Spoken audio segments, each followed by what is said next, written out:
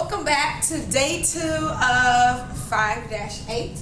Today we're looking at 30, 60, 90 triangle. So we know it's a right triangle, and the 30, 60, 90 triangle theorem basically tells us that the hypotenuse is 2 times the length of the shorter leg. This is the shorter leg, and then the longer leg is the shorter leg times the square root of 3. Some of you might ask, how do we know which one is shorter? Whichever angle is the smallest angle, which is the 30, across from that is the shortest leg. Then the 60 is the next one, across from that is the shorter leg times the square root of 3. And of course the hypotenuse is across from the 90-degree angle, and that's 2s. So remember, there are only 2 legs in a hypotenuse. Shorter legs across from 30. The longer leg is shorter times the square root of 3, and then the hypotenuse is 2x. So let's look at some examples now. And remember, you want to try it on your own. Just pause the video and try it out. Find the value of x and y. Give your answer in simplest radical form. So we have a right triangle. Our 30-degree angles across from x, we don't know the shorter side.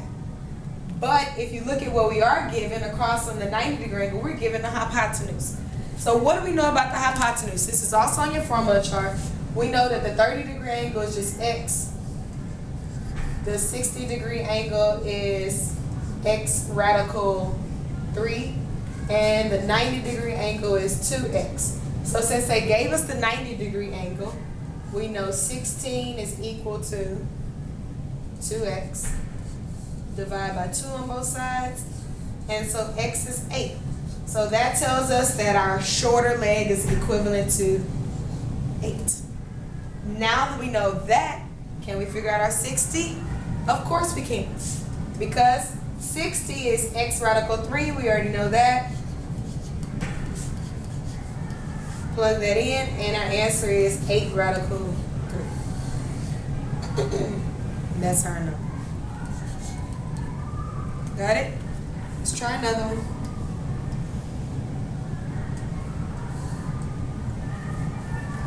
We have a right triangle. If you look at it, oh, I forgot to label it. This is the 60-degree angle. That's the 30-degree angle. Across from the 30, we don't know our shorter leg. This time they're giving us the 60-degree angle, which is opposite of 11.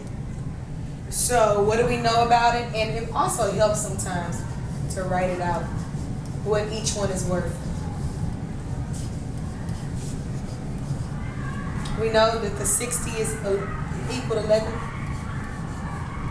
X radical 3 is equal to 11. Divide by radical 3 on both sides. X is equal to 11 over radical 3. Have to rationalize. And so our shorter leg is 11 radical 3 all over square root of 3 times square root of 3 is 9, which is 3. So that is the measurement of our shorter leg.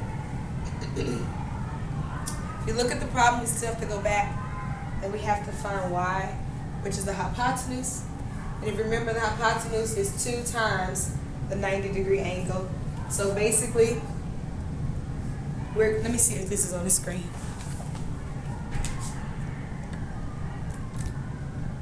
Okay.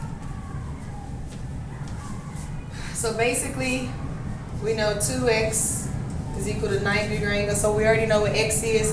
So we're going to do 2 times 11 radical 3 over 3. Basically just distributing.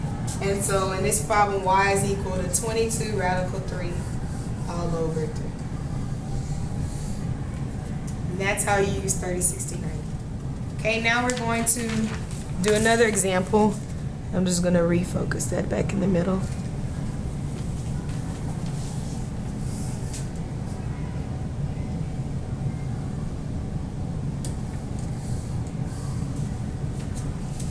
Check it out. We have a right triangle. Try this one on your own. Pause it for a second. Alright, unpause. So now, if you look at this one, we're crossing a 30-degree angle. And we know that 30-degree angle, oh, I didn't mean to put a line under that, not divided. 30-degree angle is just x. And so in this case, they gave us the x. X is 5. They want us to find the 60-degree angle. We know that is equal to x radical 3, and the 90-degree angle is 2x. So if we plug 5 in, then this one is going to be equal to 5 radical 3, and that's it. Easy. When they give you the 30-degree angle, to me, that's the easiest kind. And this one we do 2 times 5, and so this one is equal to 10. And so that pretty much sums it up. And our last one that we're going to look at is a word problem. So we're actually doing a real life application. And read, it says, the frame of the clock shown in an equilateral triangle is an equilateral triangle, sorry. The length of one side of the frame is 20 centimeters. Will the clock fit on the shelf that is 18 centimeters below the shelf above it? So, you know, you have a bookshelf, and it wants to fit this clock on the bookshelf. And so we want to see if it's tall enough. So if we have an equilateral triangle, and what do we know about equilateral triangles? If by the triangle sum theorem it equals 180, if it's equilateral, then each one of the angles equal 60.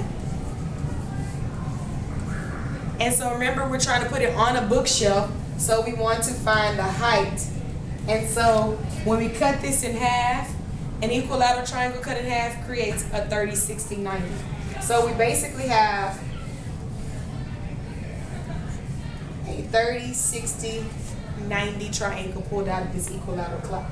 And so it says the length of one side of the frame is 20 centimeters. So we know that the frame is 20, 20, and 20. So when we cut it in half and pull out that part, this is worth 10. Everybody got that? And so we have a 20 side. We're cutting this in half because we're trying to figure out the height, if this equilateral triangle can go in the bookshelf. And so our height is unknown. And in this case, our height basically is across from the 60-degree angle. So we have our shorter side, which is 10. So if we're looking for the height, which is equal to 60, so the shorter side is equal to 10. We know that shorter square root of 3 is our 60-degree angle, so we plug that in. And so this is equivalent to 10 radical 3. And so now we know the height of this triangle is 10 radical 3. And so we're trying to see if it's tall enough or short enough to fit in the bookshelf, because it says that the bookshelf is 18 centimeters below the next shelf. So if we put that in our calculator, this is equivalent to about 17.3 centimeters. So will it fit in the shelf? Yes. And that sums up special right triangles 30, 60, 90.